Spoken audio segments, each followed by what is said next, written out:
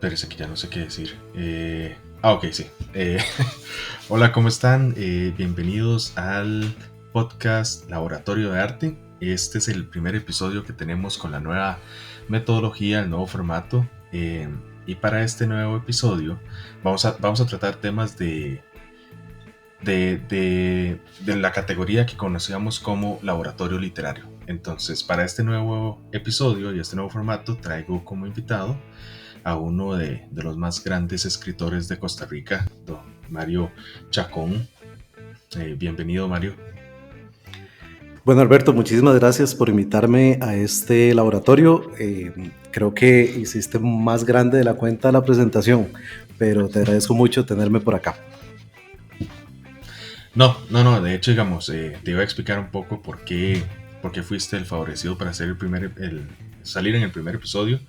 Más que todo es, vos sabes todo el apoyo que me has dado, ¿verdad? Entonces, ¿quién mejor que una persona que conoce todo desde que arranqué y todo el apoyo que me ha dado sin ningún tipo de sin esperar algo a cambio? Entonces, para este primer episodio. Entonces, de verdad, Mario, bienvenido. El tema que traigo hoy, bueno, dicen o pueden pensar que es bastante cliché, bastante es común hablar de esto. Vamos a hablar de ser escritor de brújula o de mapa, con algunos otros conceptos ahí que encontré en internet que no tienen ningún sentido, pero igual los traje para que discutamos un poco de eso. Pero antes de empezar con eso, Mario, me gustaría que le comentes un poco a la gente que nos escucha, a los 15 o 5 que nos escuchan, que digas un poco de qué ha sido o cómo ha sido tu trayecto en esto de la literatura. Claro que sí, con todo gusto. Mi nombre es Mario Chacón. Soy podcaster, aunque mi podcast está en este momento en pausa, lleva un ratito de estar pausado por temas de tiempo, temas personales. Empecé en 2017 con un podcast llamado ¿Qué leemos hoy?, que buscaba no tanto ser un podcast de literatura, sino más bien de recomendaciones de lectura. Yo siempre he sido un lector empedernido, siempre me ha gustado muchísimo leer y decidí crear este espacio como una forma de recomendar libros, recomendar cosas que me gustaban. Poco a poco también fui incursionando en redes sociales bajo el mismo perfil que leemos hoy, y más recientemente, el año 2022, publiqué un compilatorio de cuentos de terror llamado Un miércoles cualquiera. Entonces, entre el podcast, entre conversaciones con escritores, entre mi propia experiencia escribiendo, pues he podido tener como varias eh, aristas o varios puntos de vista. Entonces, pues acá estamos y muy contento de estar acá, y pues vamos a conversar entonces de un poquitito de cómo son los procesos creativos, de qué es ser escritor de brújula, qué es ser escritor de mapa y algunos intermedios que hemos visto por ahí. Y pues la idea es dar un poquitito de tips o recomendaciones para todos aquellos que nos están escuchando. Excelente, Mario. Gracias. Mira, antes de empezar con la parte técnica de brújula o mapa, esa pregunta que te hice era como una antesala a la pregunta que tengo ahorita, que es la real. Porque para mí, esa pregunta, a pesar de que es válida, es bastante monótona. No sé si vos, digamos, cuando haces entrevistas a algún escritor o algo así, o cuando te entrevistan, o cuando te hacen preguntas, digamos, de esto, siempre hay preguntas como que son monótonas, como, uy, otra vez está preguntando esto, uy, otra vez aquí y aquello. Y para mí esa, digamos, es algo monótona, válida, muy válida, porque es para conocer a la persona, pero es algo monótona. Entonces, la pregunta que quería hacerte, que viene después de esta que te hice, como para dar un ejemplo, es ¿qué otras preguntas te han hecho que vos digas, es una pérdida de tiempo responder eso? Qué complicado, vamos a empezar a ganarnos enemigos desde el inicio. Hágale, hágale. Creo que no siempre es en sí la pregunta, sino que a veces uno ve que más bien las preguntas son como de cajón, como que se están haciendo solo por cumplir, o que la persona tiene una serie de preguntas que quiere simplemente tachar de la lista y tal vez vos le respondiste A, B y C y la persona sigue por X, Y, Z sin importar lo que estuviste diciendo anteriormente. Entonces siento que ¿Y te ha tal vez pasado? nuestra... Vieras que en realidad a mí me cuesta un poco, creo, hablar de mí mismo y no he tenido tantas experiencias siendo entrevistado.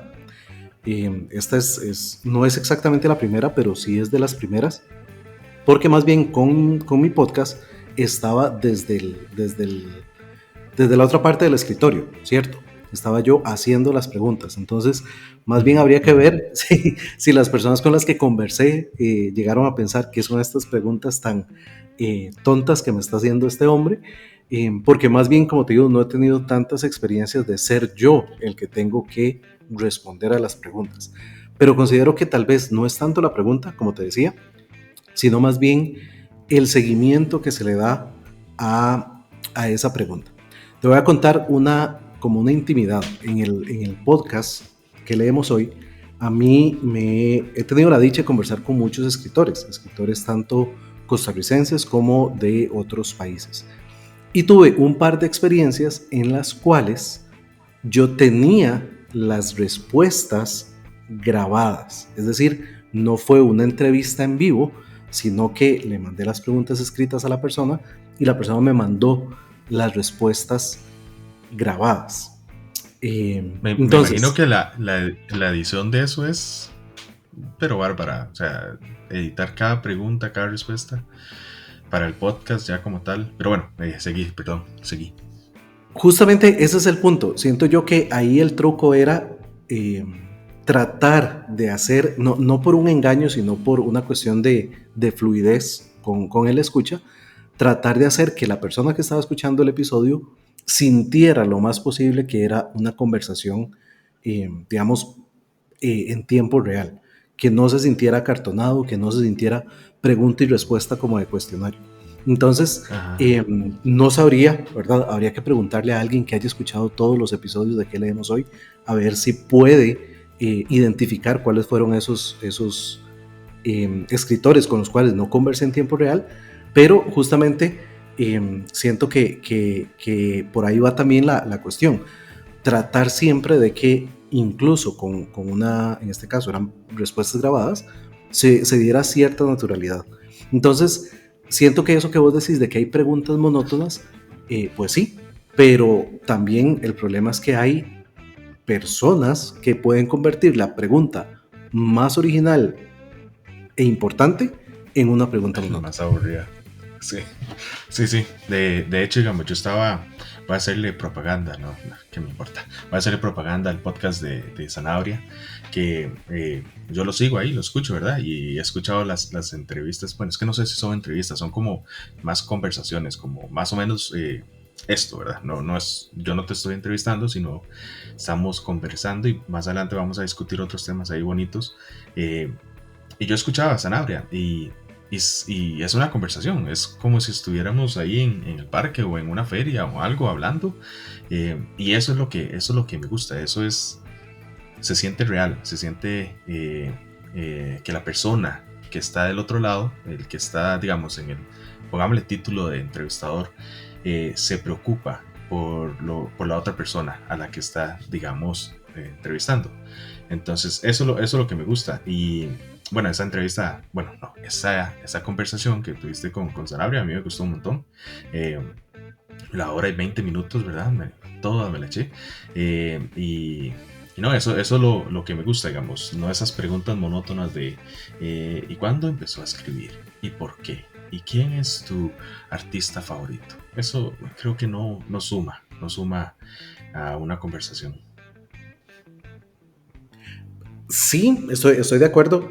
Con Sanabria fue una experiencia muy interesante. En cierto punto él me decía que justamente no tener como un guión, como una escaleta preparada, era justamente para darle más fluidez. Estuvimos conversando, creo que el doble de tiempo de lo que quedó al final en el episodio, porque no, sí nos rindió bastante. Fue muy interesante. Sí habían preguntas como tales, ¿qué lo llevó a escribir? O tal vez al final la pregunta de siempre es como, ¿en qué está trabajando en este momento? ¿Qué proyectos se vienen? Son preguntas, no voy a decir cajoneras, son preguntas normales, pero en medio de una conversación se hacen muchísimo más amenas, se hacen más fluidas. Pero entonces, Alberto, para que no sea esto una entrevista, yo también te voy a hacer una pregunta. ¿Cuáles son Hágale. esas preguntas que vos considerás que son cajoneras cuando estás hablando con un escritor? Bueno, la que yo le hice al inicio de cuénteme cómo ha sido su trayecto literario. Otra que no me gusta es, digamos que yo soy escritor, en tu caso, que te encasillan en terror, digamos que terror psicológico, thriller, tirando por ahí, que te pregunten cuando ya has dicho abiertamente que no sos de esos géneros, que te pregunten, por ejemplo, ¿por qué no escribes romance? ¿O por qué no le gustaría escribir poesía romántica? Ese tipo de cosas me parece que es como, no un insulto, pero más que todo como una falta de respeto hacia la persona a la cual se le está haciendo la pregunta. Porque si ya en ocasiones ha dicho, por ejemplo, que yo le pregunto a Jonas, ¿por qué no escribe romance? O sea, ya todo el mundo sabe que Jonas lo que escribe es terror. Entonces, ¿para qué yo le voy a preguntar escribir romance? O ¿por qué no lo haces? Mira, es que es el que vende ahorita. Mira, es que es juvenil. O sea, si ya se sabe que una persona tiene su estilo, su género y demás, no creo que tenga que agregue valor hacerle preguntas de ese tipo. Eh, Tampoco me gusta, pero yo creo que esto es por un tema de ansiedad. No me gusta que me pregunten, ¿y cuáles son sus proyectos futuros? ¿En qué está trabajando? Porque no estoy trabajando en nada. Entonces, si a mí me preguntan en qué está trabajando, me va a agarrar ese estrés de no está produciendo, no está produciendo, y ese mismo estrés que la sociedad y la comunidad genera de tire algo, aunque esté malo, tire algo, porque hay que producir. Y bueno, vos que me conoces un poquillo más, sabes que yo no voy por ese lado. Yo diría más bien que la ansiedad que te genera es porque vos estás trabajando en todo a la vez. Estás en el Y a la podcast, vez en estás nada. pintando, estás escribiendo. Y a la vez en nada. Ese es el tema. A mí me decían, mi padre me decía que mucho abarca, poco aprieta. Y es cierto. O sea, al final puede que yo esté metido en 15 cosas. Estoy muy seguro que a otras personas les pasa porque cuando uno, digamos, mentiras que a vos solo te gusta escribir, o sea, te gusta leer, te gusta investigar, te gusta acá, que allá. Tal vez no son todas aficiones tiradas al lado artístico, pero son cosas que nos gustan hacer. Y hey, tiempo es lo que menos sobra en esta vida de adultos, ¿verdad? Entonces, uno tiene que hacer lo que puede con el tiempo que tiene. Y al final es la vida de uno. Entonces, si uno no lo hizo, ¿cuándo lo va a hacer? Así Cierto. pienso yo. Pero, pero bueno, Totalmente de tengo otra acuerdo. pregunta. Dale, Ajá, dale. dale.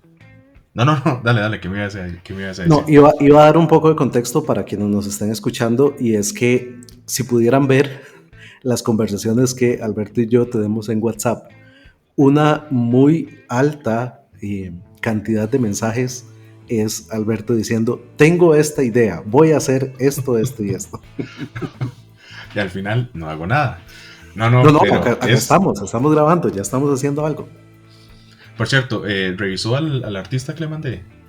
Sí, estuve viendo un poco de las pinturas.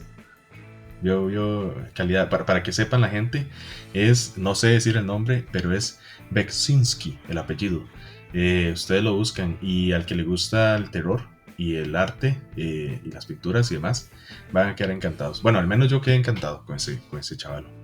Pero sí, de nuestras conversaciones son más de, ¿vio esto nuevo que salió? O el grupo que teníamos de inteligencia artificial. O sea, Cierto.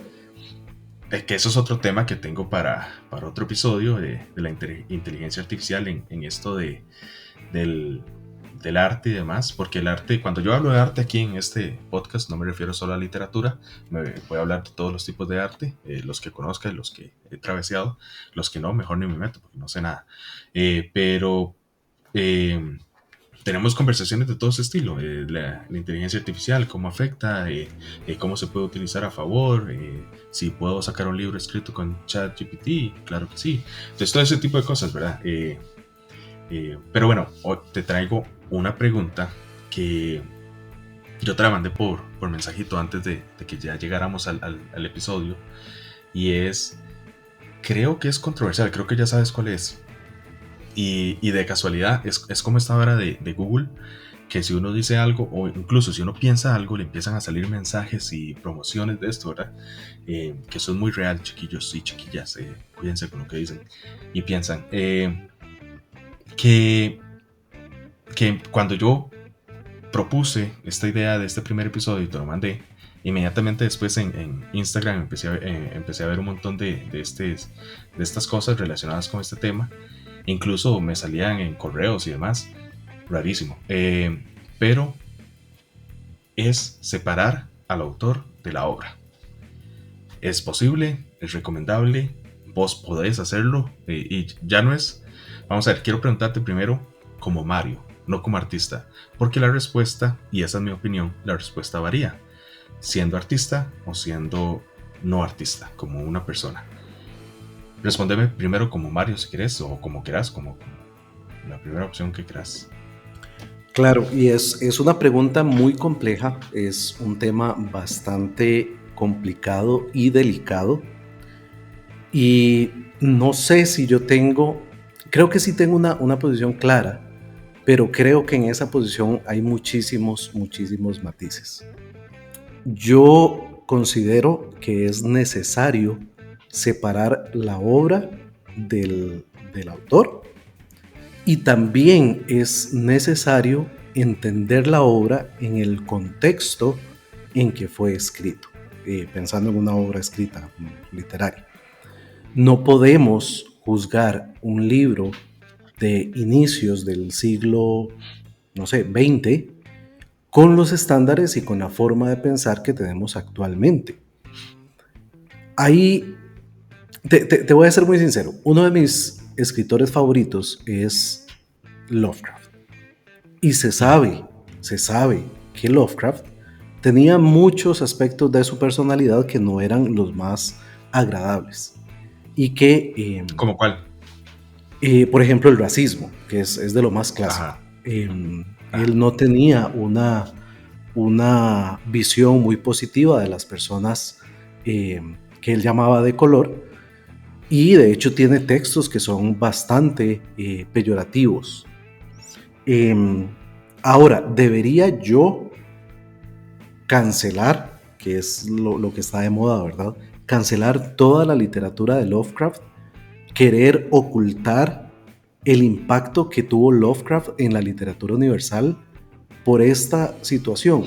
No es hacer una apología del autor, no es considerar que por ser un autor famoso entonces debemos comulgar con todos sus pensamientos, pero también siento que se debe entender que vivía en una época muy distinta, con unos estándares de pensamiento también muy distintos. Y que... Y algo, sí, dale, perdón.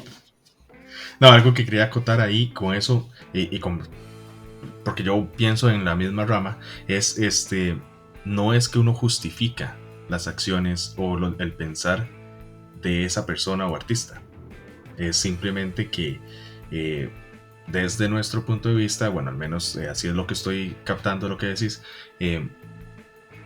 una cosa es el artista como tal, como persona, y otra cosa es el artista con sus trabajos ya literarios, de pintura o lo que sea.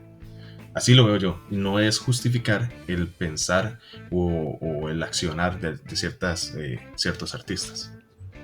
Correcto, exactamente. No se puede justificar, pero tampoco se le puede quitar el valor a la creación solamente por la forma de pensar del creador.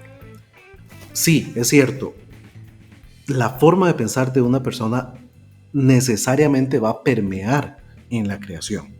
Y entonces, para seguir con el ejemplo de Lovecraft, hay muchos casos en donde la forma en que él, por ejemplo, describe a los villanos, o no a villanos, sino a las personas, digamos, malvadas, está influida por su cosmovisión, por su forma de ver el mundo. Entonces, sí, existen textos de Lovecraft que hacen tangible o permea el pensamiento racista de Lovecraft en la obra. Pero ahí es donde te digo que también hay que entender, sin justificar, el contexto en el que fue escrito. Por otro lado, se sabe mucho del pensamiento de Lovecraft porque todas sus cartas, o la inmensa mayoría de sus cartas, ahora son de dominio público.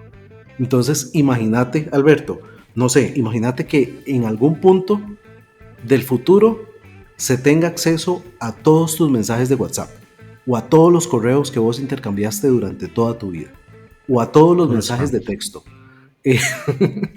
Eh, hay un montón de mensajes que probablemente no te dejarían bien parado delante de la sociedad, y no porque vos seas una persona detestable o una persona malvada, sino porque en un contexto específico que tal vez vos estás hablando con alguien de confianza, pueden haber incluso hasta códigos internos que desde afuera no se van a entender y que podrían dejar en apariencia a Alberto siendo la peor persona sobre la faz de la Tierra. No sé si me doy a entender. Entonces, No, sí, claro. volviendo a la pregunta original, yo considero que es necesario separar al autor de su obra. ¿Qué es lo que pasa? Que también el autor, el peso del autor va a influenciar en la obra, querámoslo o no. Sigo con el ejemplo de Lovecraft. Supongamos que el próximo año se descubre un texto inédito, no sé, un cuento que por alguna razón estaba perdido y se llega a descubrir que es de Lovecraft. El hecho de que sea de Lovecraft significa inmediatamente que se va a vender un montón. Significa inmediatamente que va a tener un montón de lectores. Porque el autor le da el peso al texto.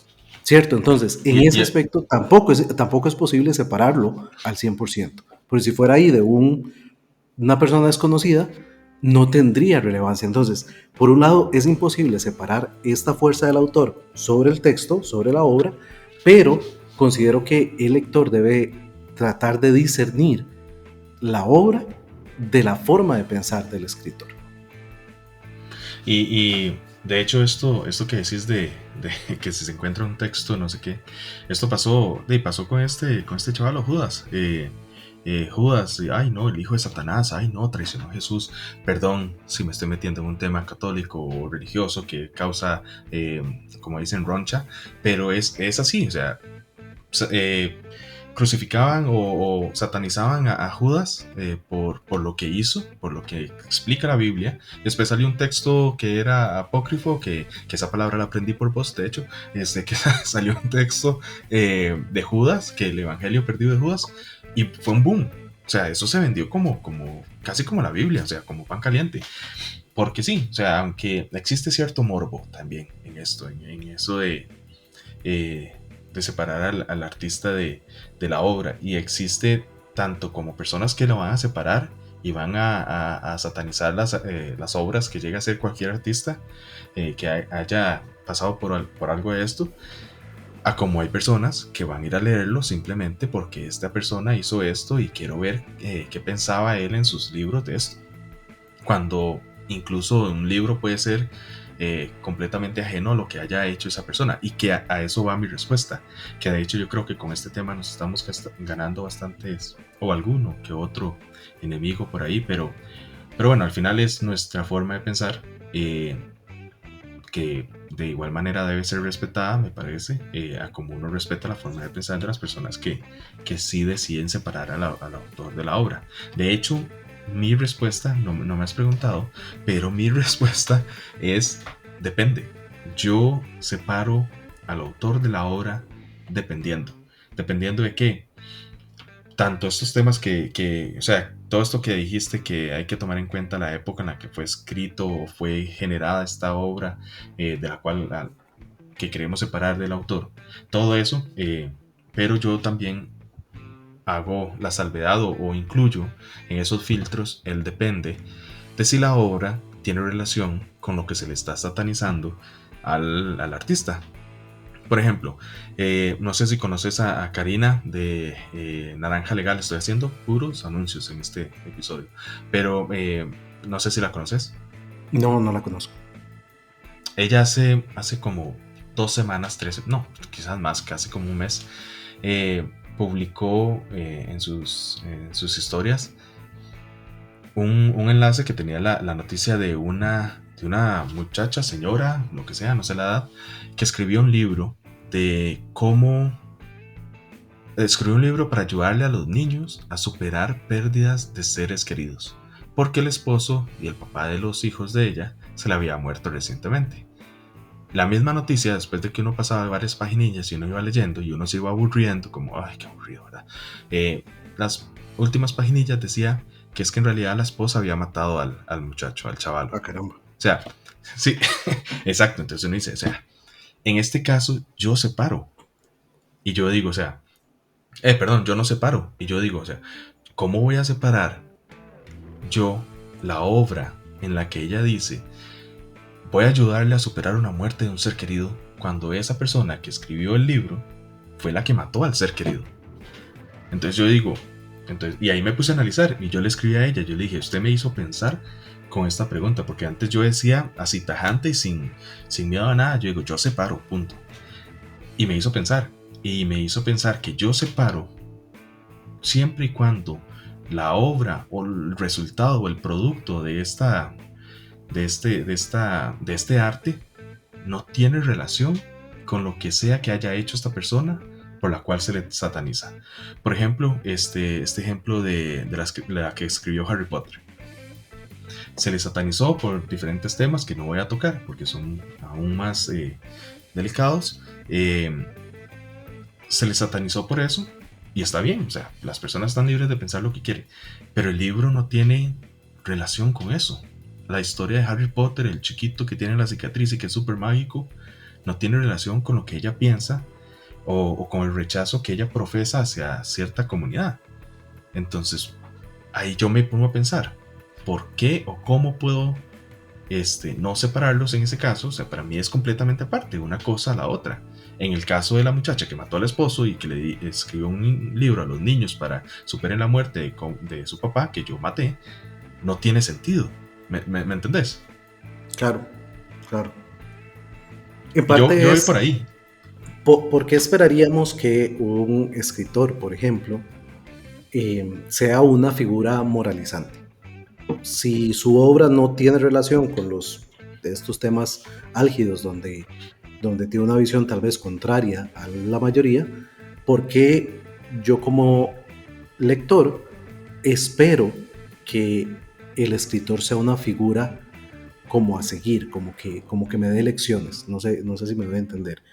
Sí, Pero por otro no, sí, lado, entiendo. está el hecho de que una persona, en este caso como la autora de Harry Potter, pues obviamente su voz es enormemente escuchada. Entonces, no es lo mismo que Mario Chacón haga un comentario desafortunado sobre, en este caso, algún tipo de comunidad o minoría, si se quiere, a que lo haga la escritora de Harry Potter, porque la audiencia que Mario Chacón tiene no se compara a la audiencia que tiene esta escritora. Tal vez ya me respondí yo mismo y estoy diciendo por qué es que esperaríamos que una persona con tanta audiencia pues también tenga una posición más consecuente con la forma actual de pensar. Por otro lado, me resulta muy interesante eso que estás comentando de esta persona que mató al, al papá de sus hijos, porque me ponía a pensar, no sé si vos sabés que en muchos estados de Estados Unidos está prohibido por ley que una persona que fue condenada por algún delito pueda obtener algún beneficio económico de dichos actos. Me explico. Si hay, por ejemplo, no sé, un asesino serial que es capturado y que es juzgado y condenado y que luego decide escribir un libro contando, no sé, su vida o contando por qué fue que se convirtió en un asesino serial, la ley le prohíbe obtener un beneficio económico de las ventas de ese libro. Y creo Bueno, que ya, es relevante porque es justamente eso. Es imposible en ese caso separar al autor de lo que escribió, porque en este caso está más bien contando pues cosas terribles que él mismo hizo o ella misma. ujú. Sí, no, aquí, bueno, ya sabemos que escribir no deja plata, pero te entiendo el punto. Es el morbo, o sea, utilizar el morbo para mover las ventas de algo. Y me parece excelente. No sabía, primero, no sabía que eso estaba prohibido, pero tiene el mayor sentido del mundo. Eh, Porque no genera ningún bien. Al final, bueno, ese es otro tema, qué es bien y qué es mal, ¿verdad? Depende de lo que la sociedad acepte, moralmente sea aceptado. Eh, pero sí, eh, ese, ese es mi pensar. Creo que hay mucha tela por cortar de este tema. Pero sí, ese es mi pensar, digamos. Yo separo dependiendo de la situación, dependiendo de lo que el autor o autora o artista haya hecho y dependiendo del producto de ese artista. Porque en este caso, de este ejemplo que te di de la muchacha que mató a su esposo y después también chiquitos lean este libro que hice, eh, ella lo escribió mientras todavía no se confirmaba que ella había sido la asesina. Creo que lo envenenó, si no me equivoco, si mal no recuerdo. Lo fue envenenando y al final lo terminó de matar. Eh, pero mientras toda esta investigación pasaba, ella escribió el libro. O sea, puede que ya lo haya tenido planeado. No sé, cada cabeza es un mundo, ¿verdad? Entonces, Y es que es complicado porque imagínate que a mí me llegue ese libro que vos me estás comentando, yo lo pero yo busqué y no no lo encontré. conozco, pero yo no conozco la historia detrás del libro. Puede ser que lea el libro y sí resulte, no sé, benéfico para una persona. Entonces, siento que es un tema complejo, es un tema complicado. Sin duda, cada persona tendrá su forma de verlo. Y creo que es un tema que podría dar para un podcast completo, ¿verdad? Para un episodio completo, porque tiene muchísimos atenuantes. Y creo que, no sé si a vos te pasa, pero creo que a pesar de que uno tiene una posición, tampoco es como que está escrita en piedra, como que hay cosas que a uno lo pueden inclinar un poquitito más hacia un lado o hacia el otro. Y no sé, puede ser que si conversamos de aquí a un par de años y me haces la misma pregunta, puede ser que por cosas de la vida te termine respondiendo algo muy diferente a lo que el día de hoy Mario puede responderte. Sí, no, y de hecho me pasó, que como te comentaba, para mí antes era tajante, separar, sí, punto. Pero después de ver eso, de ver la historia, yo hice un análisis, ¿verdad? Hacia adentro, yo dije, ¿será que siempre se puede separar? Y ahí fue cuando ya yo tengo la respuesta que tengo ahorita. Puede ser, como vos decís, en unos 3 años, incluso mañana, algo pase y yo diga, no, la verdad es que yo no puedo separar ya. Pero bueno, de momento separo dependiendo de lo que pase y aclaro, ¿verdad? Para los que nos escuchan, de nuevo, esto no es una crítica para los que no separan o un apoyo a los que sí separan o lo que sea, no, simplemente es Mario diciendo lo que lo opina, es Alberto diciendo lo que lo opina y listo. O sea, si usted por su lado quiere pensar en no separar, en separar, es decisión suya. Listo, no voy a dar ningún comentario más con eso porque si es algo más muy personal. Más bien sería bonito, Alberto, que también quienes nos escuchan nos cuenten, ¿verdad? Ahí en No, tus sí, redes sería donde genial. vas a estar, donde se está promocionando este episodio, pues sería muy interesante que nos cuenten sus puntos de vista para nosotros también poder eh, ver, analizar y pues tener otras perspectivas de más personas. O mándele todos los mensajes a Mario y él después me cuenta. Pero sí, no, sería genial escuchar a ver qué opinan. Sí, sí, ahí me escriben o a Mario y listo, ahí.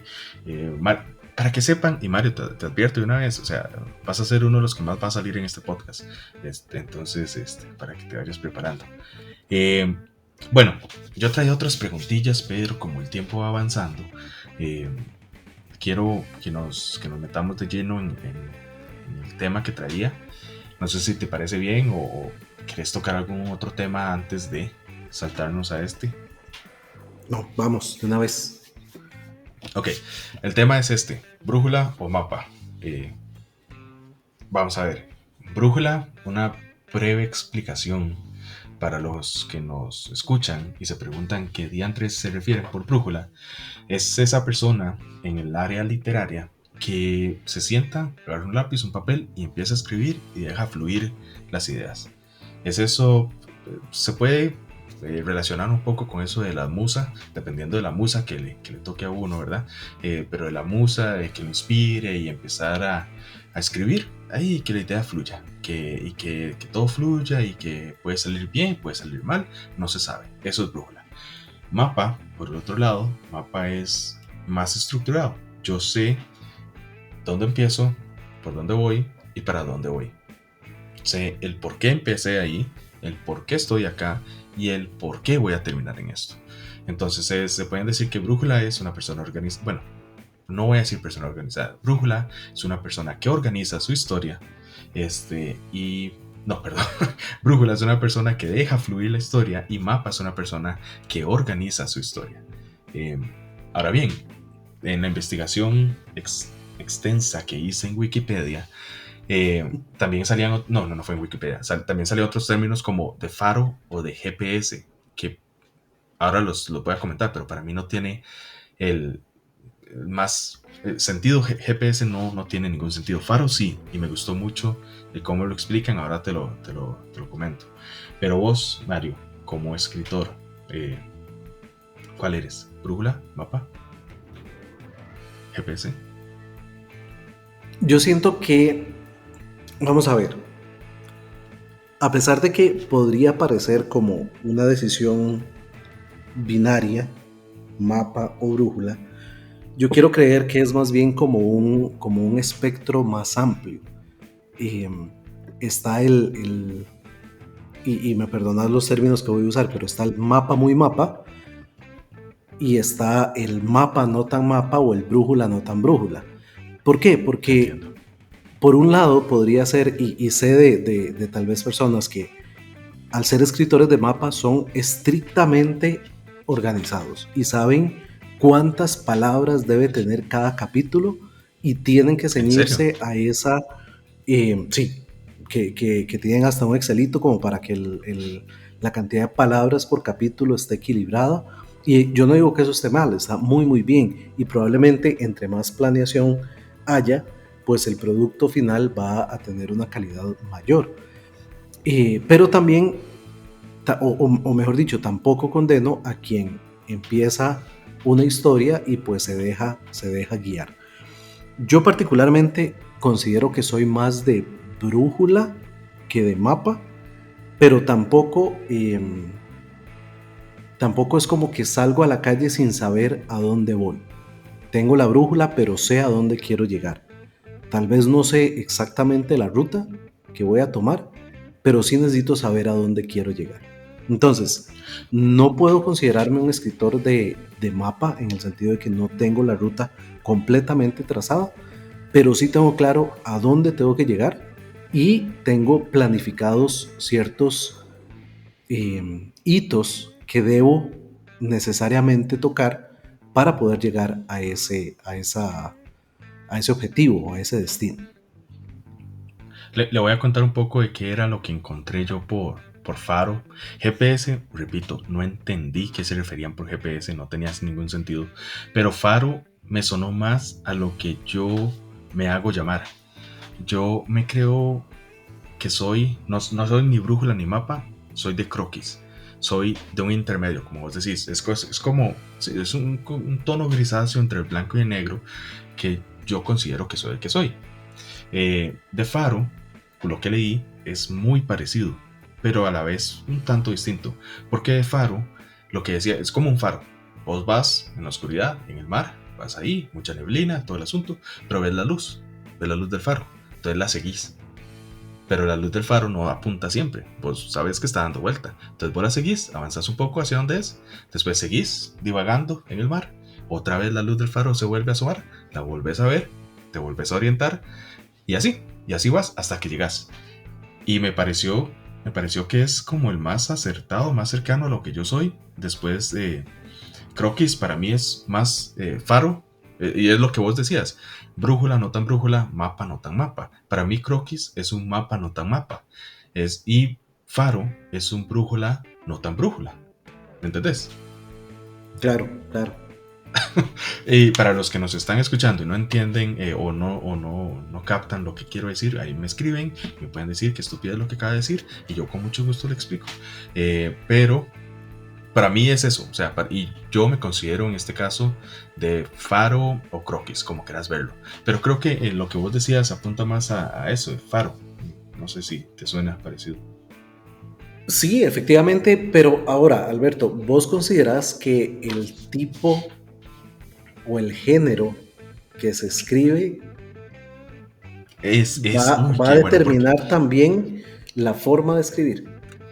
exacto, y ese es que no puedo mostrarles las notas que tengo porque yo trabajo con notas.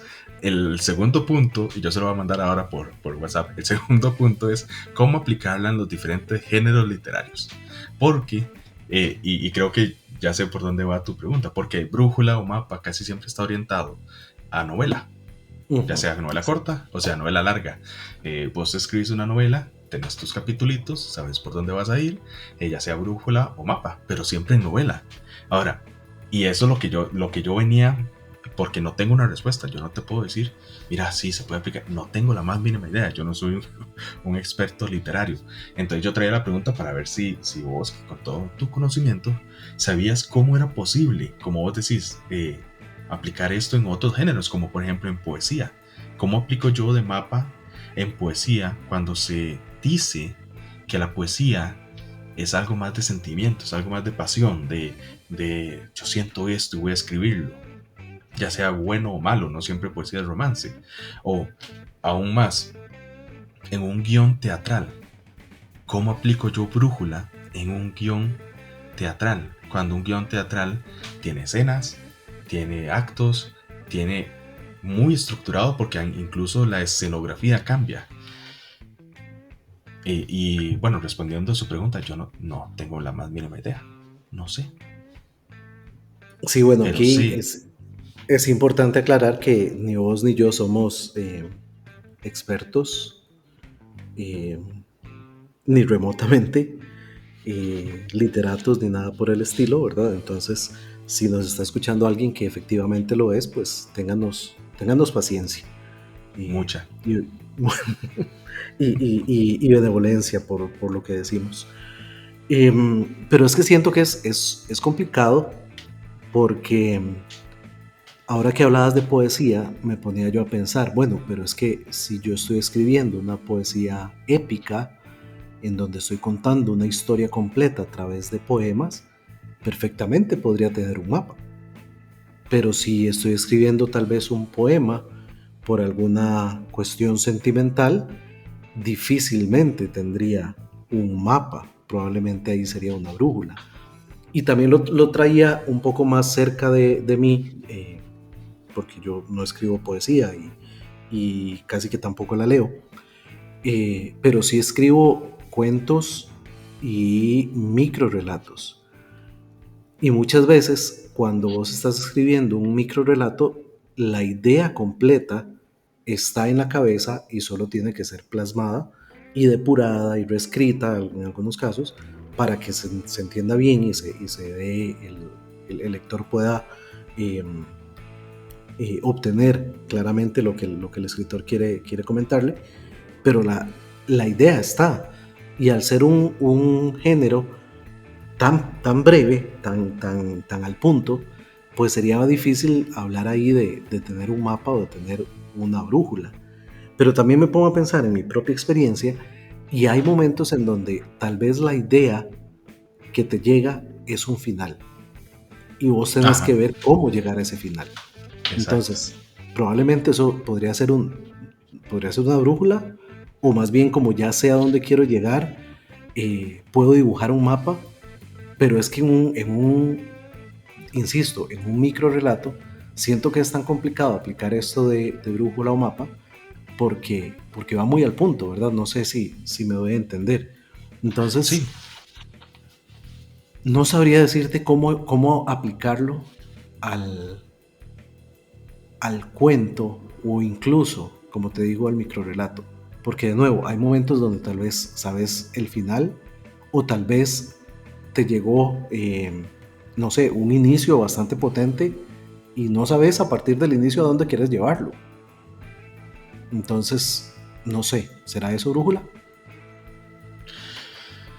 Una brújula descompuesta. No sé, digamos, es que es tan complicado porque eso que vos decís y pasa mucho. O sea, el microrelato a veces uno empieza y, o sea, ya yo quiero que este chaval se muera. Bueno, casi todos los míos son así. Ya yo quiero que a este carajo o a esta caraja se la coman viva. Ya yo sé que eso es lo que yo quiero. ¿Cómo lo logro? No tengo la más mínima idea. Y yo puedo empezar a decir, mira, es que lleva caminando, se sentó en un parque, en un banco, en un parque, y de pronto las palomas empezaron a picotearle, picotearle, picotearle hasta que la dejaron en huesos.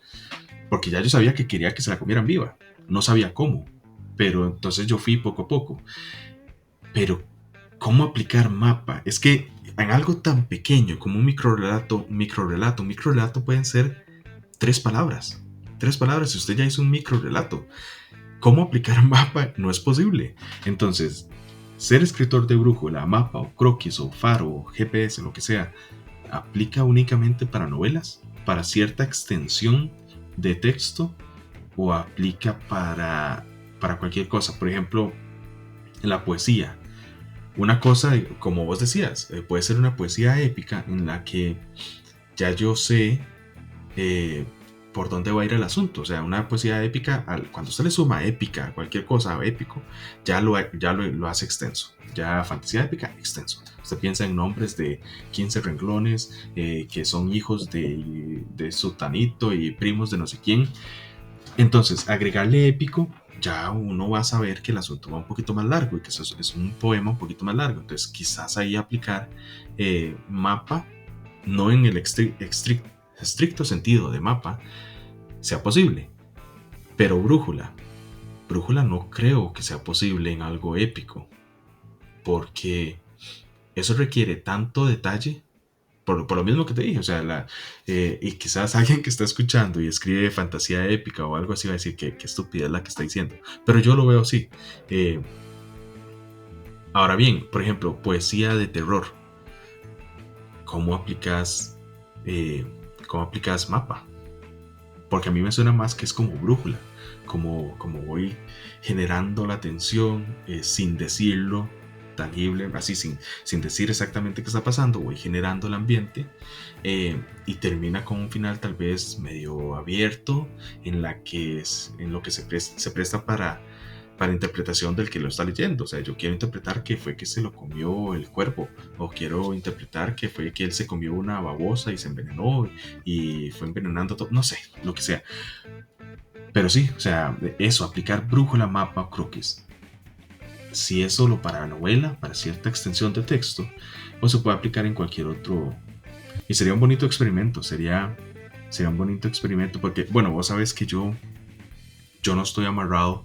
Quizá puede ser porque todavía no he encontrado exactamente qué es. Yo tengo una idea de cuál es mi identidad como escritor.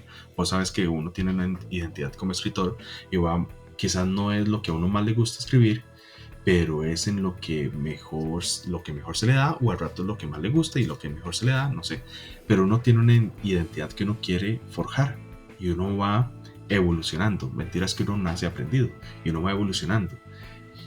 Sería interesante ver cómo, digamos, ahorita en cierto punto de esa evolución, aplicar, digamos, y hacerse un examen. Aplique mapa en un micro relato. Y más adelante, cuando ya tenga años de estar escribiendo y demás, que esa es la fe de todos nosotros, volver a hacer el experimento. Aplique mapa en un micro relato para ver qué tan bien ha evolucionado, y si no hay evolución es porque quizás mapa no se puede aplicar en un micro relato. Eso que estás diciendo me da pie a hacerte una pregunta porque me surge la duda. Que no sea Cuando vos difícil. escribí, cuando vos escribiste el primer título de Apocalipsis Beca, lo hiciste así como dijiste, con croquis, me imagino. Sí. O consideras que usaste algún otro estilo. Cuando decís el primer título, ¿te referís al título como tal, Apocalipsis No, Meca? ¿O te referís a la novela. Ok, vamos a ver. Ninguna. ¿Por qué? Porque Apocalipsis Beca, para los que no saben, ese es el libro que yo escribí, que Mario fue lector beta mío de eso. Yo estoy metiéndome en otros temas. Mario fue lector beta mío de eso y lo cambió de forma que quedara bonito. Entonces, muchas gracias, Mario. Pero Apocalipsis Beca nació como un compilatorio de cuentos que no tenían sentido entre ellos. Por ejemplo, había un cuento de X cosa que pasaba en el purgatorio, había otro cuento de X cosa que pasaba, tal vez la relación era que pasaban en diferentes estados del mundo, purgatorio, purgatorio, cielo, es que no puedo leer y hablar al mismo tiempo, purgatorio, infierno, tierra y cielo. Entonces, todos eran cuentos diferentes. Tenía como 5 o 6 cuentos que pasaban en diferentes lugares. Y al inicio, Apocalipsis Beca no se iba a llamar así, iba a ser, si no me equivoco, creo que el título que tenía era como Cuentos de terror para niños grandes. Algo así era lo que pensaba como título, porque eran cuentos completamente aparte. Ya después yo dije, no, la verdad es que tengo varios cuentos acá, tienen cierta relación, vamos a ver cómo los logro unir. Y ahí fue cuando empecé a meter más personajes, empecé a meter más acciones, más lugares. Entonces, creo que es croquis, porque ya yo tenía algo. Ya yo tenía algo escrito, algo que sabía que quería seguir, pero los intermedios entre cada cosa no lo tenía. Y lo iba escribiendo conforme salía. O quizá faro, no sé cómo catalogarlo, pero ya yo tenía algo. No tenía el final, eso sí, tenía como la mitad, por así decirlo. Sabía qué quería que pasara y fui metiendo como los rellenos en el anime. Entonces vos metes el relleno de ciertas cosas para ir juntando la historia y que tenga sentido. El final ya después lo agregué, dependiendo de, bueno, que un final abiertísimo, pero por si lo quieren leer, para que sepan, que se preparen. Pero fue así. Así, entonces creo que es como croquis o faro. Y ese es otro tema. Ahora que me preguntas eso, en tu libro, que lo tengo aquí, de hecho, créame, aquí lo tengo, escuche, aquí está, en un miércoles cualquiera, que son varias historias.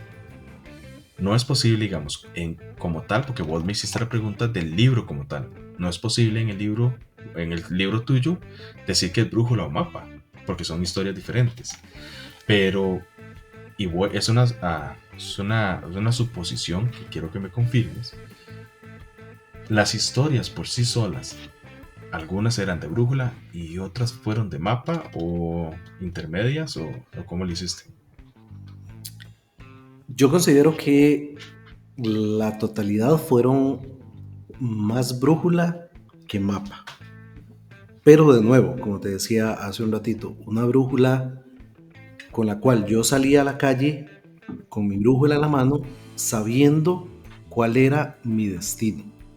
Y la brújula nada más me iba ayudando a que si me metía ahí en un recoveco, sabía dónde estaba el norte para poder llegar a ese destino. Que creo que al final es como la definición de cómo se usa una brújula. Porque sí, en mis historias sé a dónde quiero llegar, pero en muchos casos no sé exactamente cómo llegar hasta ese punto. Hay uno de los cuentos que se llama Inmóvil, que yo tenía muy claro cuál era la imagen fuerte que quería transmitir. Hice una versión más breve y luego vi que podía incluso extender un poquito algunas cosas para darle un poco más de sentido a la situación en la que estaba el personaje principal. Entonces tenía claro cuál era la imagen, tenía claro cuál era el destino, pero en el camino me di cuenta de que podía meterme en una rotonda más, podía hacer un viraje extra y que eso iba a darle un poquito más de cuerpo a la historia. No sé si con eso te respondo. Sí, no, de hecho aquí, como le dije, y para que vea que es cierto que aquí tengo su libro, estaba buscando Inmóvil Y déjeme decirle a los que nos escuchan que para mí no hay mejor manera de empezar una historia que haciendo que la persona quiera seguir leyendo el siguiente renglón. Y creo que Mario, lo logra con esto. O sea, vea, puedo leerlo, no hay problema, ¿verdad? Voy a Claro, leer la adelante. primera oración de esto. Dice, así que en esto consiste morir. ¿Qué gancho? Y no es porque usted esté aquí. Usted podrá no estar y las personas porque yo hablo a sus espaldas, cosas buenas únicamente, pero las personas con las que he hablado de usted, yo les digo, Mario tiene una forma de escribir tan elocuente, tan sutil, pero tan impactante. Sanabria usaba el término elegante. Es elegante, pero no es elegante de ese aburrido, hay palabras pomposas así que por sí aprendo un montón cuando hablo con usted, pero es sutil, pero con impacto. Entonces, una simple pregunta, así que en esto consiste morir. Estamos haciendo un análisis de su libro, Mario, para que se prepare. Así que en esto consiste morir, para empezar una historia. O sea brújula o no, a mí ya no me interesa saber si usted lo escribió con la estructura. Yo quiero seguir leyendo. Y eso creo que impacta mucho. Ahora bien, cuando usted escribió este Inmóvil, ¿usted ya tenía la pregunta en su mente cuando empezó a escribir? ¿O simplemente usted escribió el resto? Dijo, mira, puedo empezar con este gancho, con esta pregunta. No tenía el inicio exactamente, y como te digo, yo sabía que, y creo que no estamos develando nada que no se sepa con solo esa primera frase. Yo sabía que mi personaje había muerto. Eso lo tenía muy claro. Pero Sí, lo dice en no la segunda tenía... oración. Exacto, sí, no sabía cómo iniciar. Entonces, en algún punto pensé que esa pregunta eh, pues serviría de ese gancho, ¿verdad? De decirle lo suficiente al lector, pero como dejándolo con ganas ok, ¿qué más me tiene que decir esta persona? Porque si me está diciendo que murió, ¿por qué debería importarme si yo ya sé que está muerto? ¿Por qué debería querer seguir leyendo? Te agradezco mucho todo lo que dijiste, de verdad que sí. Y me alegra saber que un inicio así pues te motiva a seguir leyendo.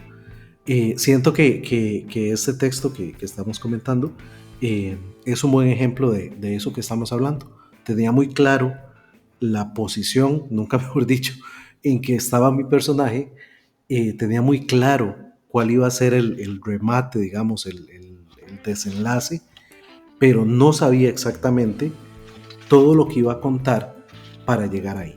Te decía hace un rato que había, y existe, yo de hecho la tengo, la versión más breve de este relato, y en la versión que está en el libro, al final le agrego un poquito de cosas sobre todos los pensamientos que tiene el personaje, y muchos son relacionados a su relación con su mamá. Eso originalmente no estaba, pero en el momento en que empiezo a escribir, siento que para darle un poquitito más de profundidad al personaje, estaría interesante que él cuente o nos haga saber de que hay otra persona que probablemente va a sentir el resultado o la consecuencia de lo que a él está pasando. Entonces ya así que en esto consiste morir, no deja de ser solamente una experiencia personal y pasa a ser una experiencia que va a afectar a otras personas. Porque esta Ujú. persona que nos está, o este personaje que nos está contando este cuento, no estaba aislado, tenía gente alrededor. Y si vos ves en cada pocas frases, él algo dice de su mamá, y algo dice de su mamá, y algo dice de su mamá. Que tal vez al final la mamá no era el punto central, porque no era ahí donde yo quería llegar, pero fue la forma en que traté de darle un poquitito más de robustez, digamos, al personaje. De, No sé si lo de logré, profundidad al sí, asunto, sí. pero al menos se le daba una relación o se le ponía en una situación específica. No era nada más una persona preguntándose por la muerte, sino una persona específica, una persona que tenía su trabajo, que tenía sus sueños, que tenía su familia, que también lo esperaba de vuelta. Entonces, siento que no sirve para lo que estamos comentando hoy porque nada de eso lo tenía tal vez pensado al inicio, cuando empecé a escribir, pero en el momento de ir escribiendo le fui dando forma para llegar a ese final. Y creo que eso es algo importante que deberíamos mencionar, Alberto, porque el decir que se escribe con una brújula tampoco significa que las cosas se van poniendo ahí sin ton ni son Como y a salga. tontas y a locas, ¿verdad? Sino que existe todo un proceso de reflexión a la hora de escribir, a pesar de que no se haya trazado por completo el mapa. Insisto, no significa que las cosas se pueden posponer, porque también el escribir con brújula requiere, y probablemente en mayor medida, una reflexión, una autocrítica para decir esto funciona o esto no. Porque al no tener trazado todo el mapa, habrán cosas que van a funcionar y habrán cosas que a la hora de revisar el texto hay que quitar, hay que eliminar, porque al final no funciona. Vieras, eso que acabas de decir, ¿cómo lo relaciono con poesía? A ver, aclaro, yo no soy poeta, pero, pero siempre he pensado que escribir poesía romántica no es lo mío. Entonces, que si yo iba a escribir poesía, porque, bueno, vos me conoces, ya lo mencionaste, yo soy de mente inquieta, a mí me gusta estar probando cosas. Y mi objetivo, aunque no me estás preguntando, pero mi objetivo como escritor nunca ha sido, y aunque suene poético, nunca ha sido vender, nunca ha sido ser reconocido, nunca ha sido ganar premios. Mi objetivo como escritor siempre ha sido innovar. Se resume en eso, innovar. Cuando escribía poesía para el siguiente libro que estoy planeando, a mí no me interesa eso de revelar secretos. Igual la gente lo leerá o no lo leerá, no sé. Pero cuando yo estaba trabajando en la sección de poesía de mi nuevo libro, yo dije, no quiero escribir poesía romántica, quiero escribir poesía de terror o de terror psicológico o de thriller o de algo así, o sea, de algo más de lo que a mí me gusta. Y viera eso último, eso que mencionaste, cómo va de la mano con poesía. Lo estamos hablando en microrelatos, pero cómo va de la mano con poesía. No es, y tal vez yo me equivoqué al decir que es más orientado a la pasión, la poesía, sino que a pesar de que tiene pasión, tiene su dosis de pasión, su dosis de sentimiento, tiene una estructura y tiene un orden y tiene un sentido al cual yo quiero llegar. ¿Por qué? Porque la poesía, a como yo lo veo, intenta dibujarnos algo, lo que sea ese algo, sin decírnoslo. Y utiliza mucho, digamos, el cómo yo percibo ese algo, esa acción, ese evento, ese sentimiento, pero no me dice, el amor que yo siento por mi madre es tan grande. No lo dice. Dice algo como, no sé, no se me ocurre nada ahorita, pero convierte esa frase, el amor que yo siento por mi madre, en algo que yo no puedo tantear, pero que sea a lo que se refiere. Y creo que eso que estabas diciendo de que yo no escribo o pongo cosas por decir y que ve a ver cómo se une y cómo tiene sentido, creo que va por ahí, en poesía también, la brújula. Repito, mapa no sé cómo, porque siento que si aplicamos mapa en poesía, tal vez en eso que mencionábamos de épico, tal vez sí, pero en otros tipos de poesía estoy estructurando y limito un poco la libertad que tiene la poesía de expresarme.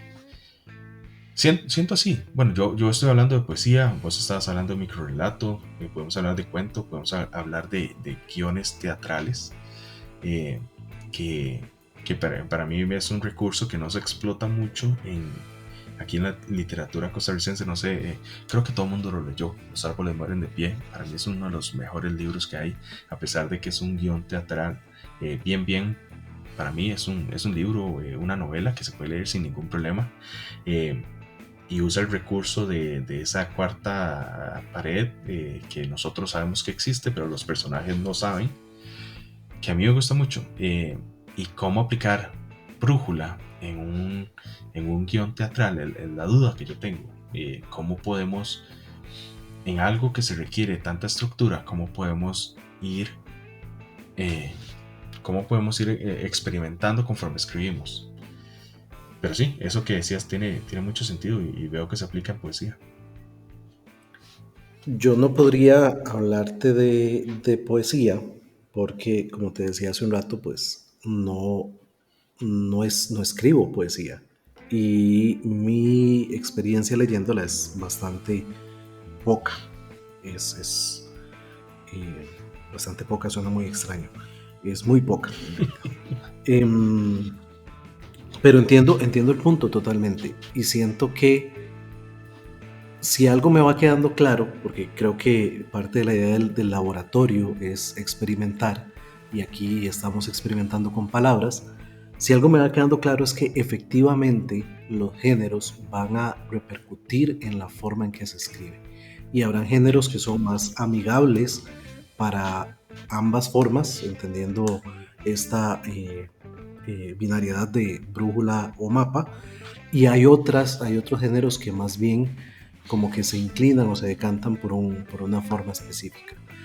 Eh, ya lo decíamos, cómo aplicar una brújula a un eh, a dramaturgia, cómo aplicar mapa a un microrelato. Probablemente no quiero decir que no se pueda porque lo estaré diciendo desde la ignorancia, pero probablemente va a ser muy difícil. Y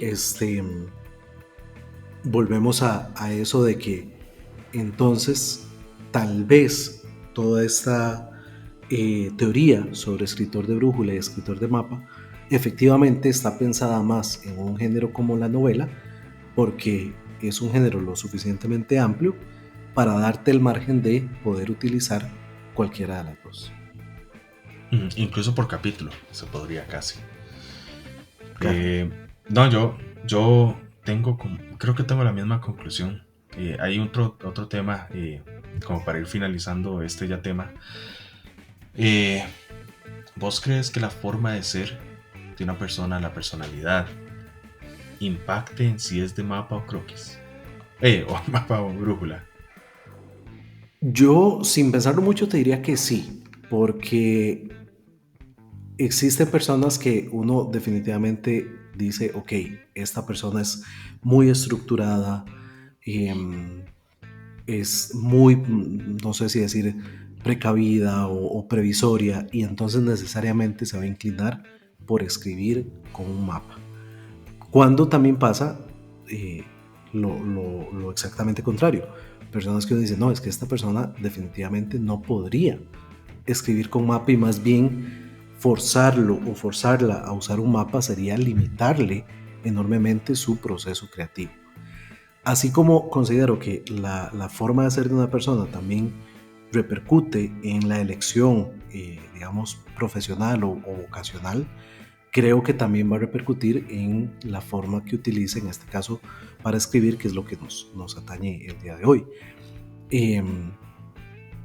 Así como una persona, por poner un ejemplo, puede verse inclinada a una, no sé, pensando en algún tipo de carrera profesional, como ingeniería, que tal vez va a requerir como tener ciertas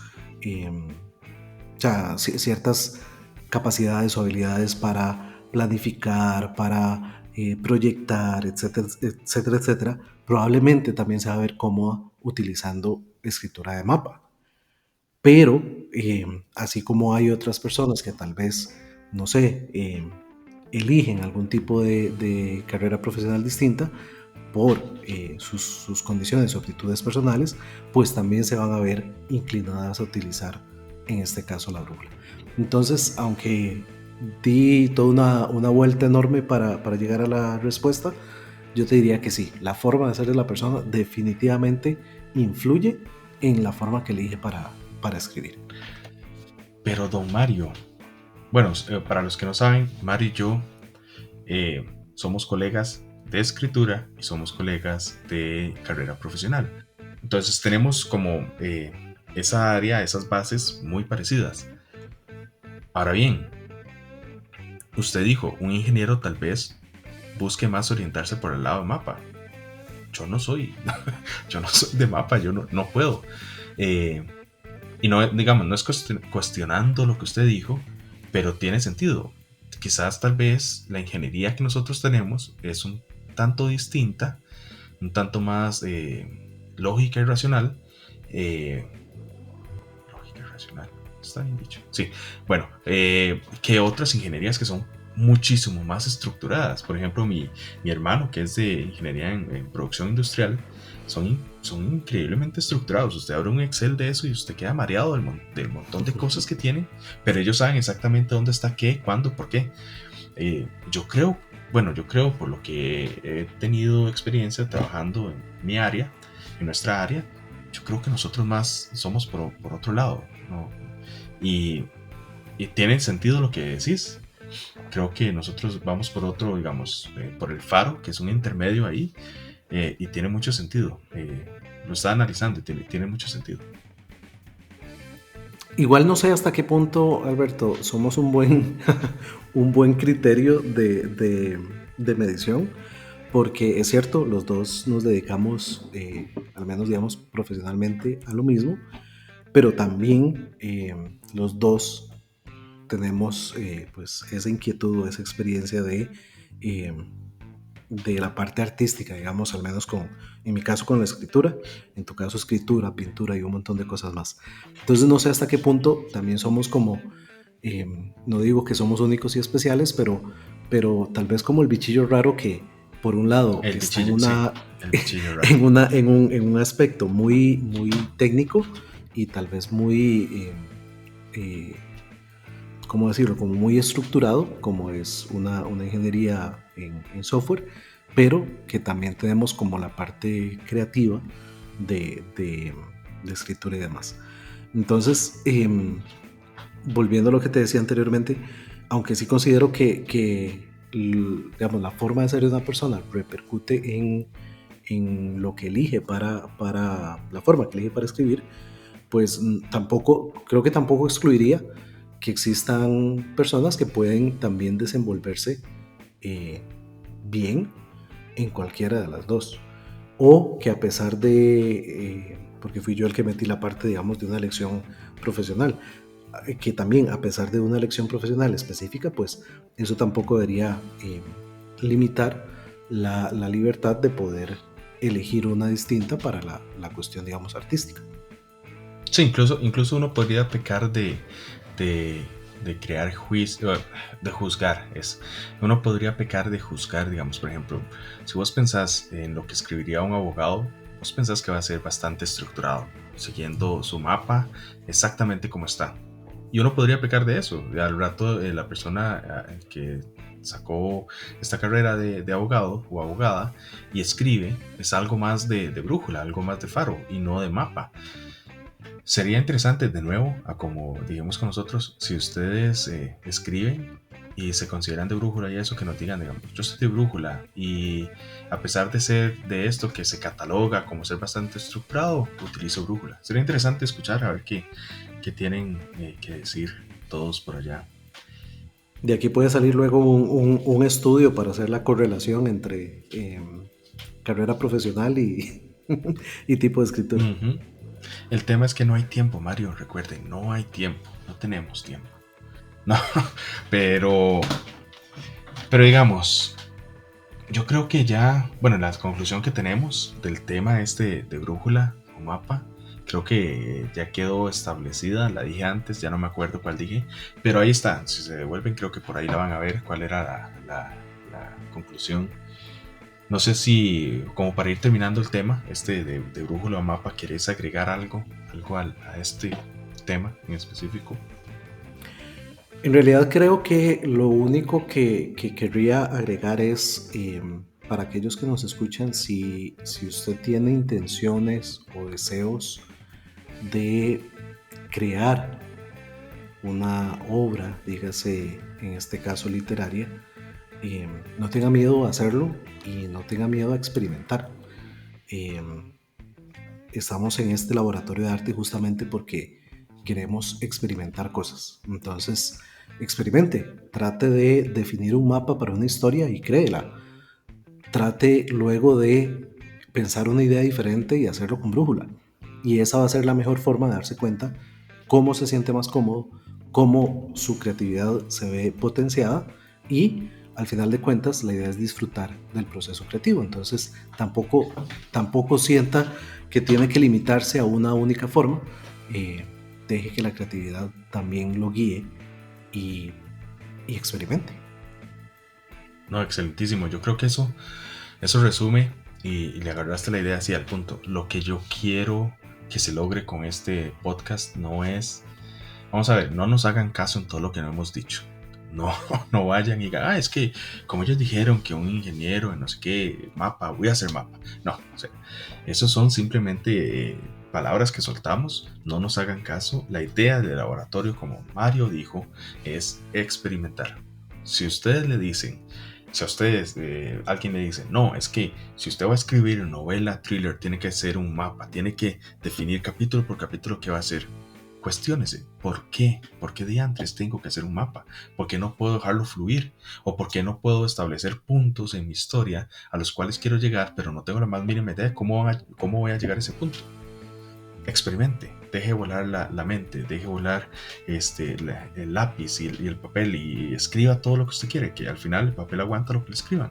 Entonces, ahora bien, puede que no todo salga bien, puede que romper las reglas a veces no sea lo mejor, pero no lo va a saber si no lo hace. Ese es el tema. Y ese es el objetivo principal de este tema y de este podcast. Y creo que lo resumiste excelentísimo, don Mario.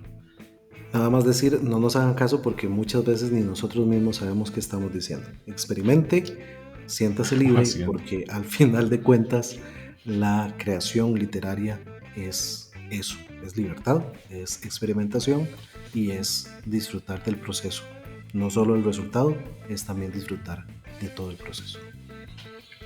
Exacto. Bueno, yo creo que ya con eso íbamos terminando el tema, Mario. De verdad, muchísimas gracias por... ya llevamos hora y pico hablando. Y únicamente el tema del por qué, porque estoy cortando el episodio acá, es porque si seguimos, yo sé que voy a tocar los otros temas que tengo en mis notas que para los otros episodios. Y no quiero hacer eso, no quiero quemar la idea de los otros. Entonces, es únicamente por eso, Mario. No es porque no quiera seguir hablando, jamás de los jamases. También es un poquito de benevolencia hacia aquellos que estén llegando hasta este punto. Si están llegando acá, muchas gracias por soportarnos por más de una hora. Y como dice Alberto, no vamos a desmenuzar todos los temas porque este laboratorio tiene muchísimos experimentos más por delante y pues ahí los iremos tocando en próximos episodios. Aunque es muy probable que la métrica diga que se desconectaron como en el minuto 15, pero sí, para los que llegaron acá, para mis familiares que escuchan esto, no, de verdad, la idea es eso, experimentar. Vamos a ver, para concluir ya este podcast, el próximo episodio lo lanzo al aire de una vez, Mario. Te invito nuevamente a que hablemos. Yo creo que ya te había dicho por chat, ¿verdad? Por WhatsApp, que quería que fueses el del siguiente. ¿Qué vamos a hablar? Ahí tengo la idea, pero no la voy a soltar ahorita, vamos a soltarla más adelante. Pero para que te vayas preparando, Mario, ahí te voy a pasar los temas y demás para que hagas una investigación previa, porque aquí, para que sepan todos, aquí venimos bien estudiados, aquí no venimos a batear. Entonces, este es el tercer episodio, bueno, este es el segundo episodio, el primero, no sé, de esta nueva modalidad, no sé cómo catalogarlo. Digamos que el primer episodio de esta nueva modalidad. El segundo, si todo sale bien, vamos a tener a Mario nuevamente por acá. Para terminar este episodio, Mario, de verdad te agradezco muchísimo el tiempo que me dedicaste, la conversación, me encantó conversar con vos. Para la gente que no sepa, Mario y yo nunca nos hemos visto en persona, nunca. De los jamases. Yo lo he visto en fotos, él me ha visto en fotos y hasta ahí. Yo molesto a Mario al menos 2 veces a la semana por WhatsApp. Le digo, Mario, vio esto. Mario, vea que carga esto. Mario, ajá, sí, ya lo vi, ajá. Y yo, hablamos cualquier cantidad de cosas, de diferentes temas, pero nunca nos hemos visto. Quizás más adelante, Mario, podamos hacer uno en vivo y a todo color, ya sea allá por donde usted vive o acá en las brumas por donde yo vivo. Eh, Quizás más adelante podemos evaluarlo. Claro, totalmente. Y no, Alberto, al contrario, yo feliz de la vida, te agradezco un montón que me hayas considerado y me hayas invitado a esta nueva etapa del podcast, em, que me llama mucho la atención y desde que me contaste la idea yo estuve totalmente anuente a participar porque es una forma bonita de ayudar a quienes nos escuchan a que se decidan también a experimentar. Entonces, nada, Alberto, muchísimas gracias por invitarme, por tenerme acá. Y entonces, pues estaremos hablando muy próximamente con el siguiente tema y el siguiente episodio. Genial. Y para los que nos escuchan, muchísimas gracias por la hora y pico que han estado con nosotros. Espero que haya sido de provecho, como dice Mario, ya sea que lo quieran tomar en cuenta o que nos quieran ignorar, es cuestión de ustedes. Al final es eso, que ustedes, como dijo Mario, disfruten su proceso. Y los esperamos en el próximo episodio de Laboratorio de Arte, con más temas, más discusión, más polémica y más invitados, que de momento va a ser solo Mario. Muchísimas gracias.